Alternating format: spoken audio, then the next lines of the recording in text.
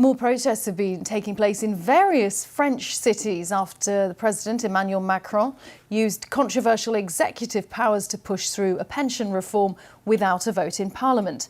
Mr Macron is due to give a rare TV interview later. He's facing a political crisis less than a year after his re-election for a second term.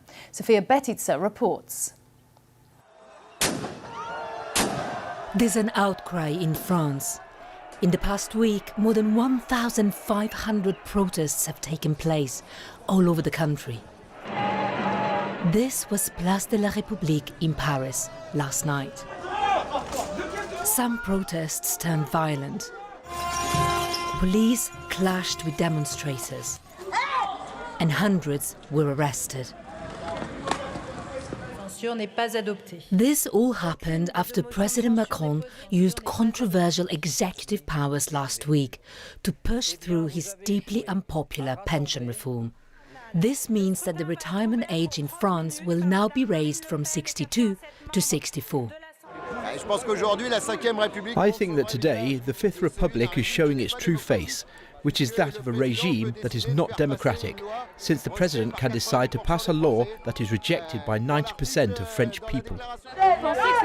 To think that all those people who are already in really trying jobs will have to keep going until they are 64 is not right. They just see people as prophets. Well, Macron never listened to us, so now this is war. I think that at one point he won't have a choice. He will have to withdraw his reform. But President Macron doesn't seem to have any intention of backing down. He said there would be no government reshuffle, no fresh elections and no referendum on his pension reform. And after a week of not being seen in public, today he will give a rare TV interview.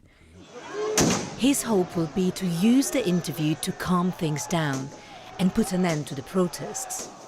But that's easier said than done. Macron is facing his most serious challenge since the Yellow Vest riots 4 years ago. And with more strikes planned for Thursday, the anger that many French people feel is not going away. Sofia Betitsa, BBC News.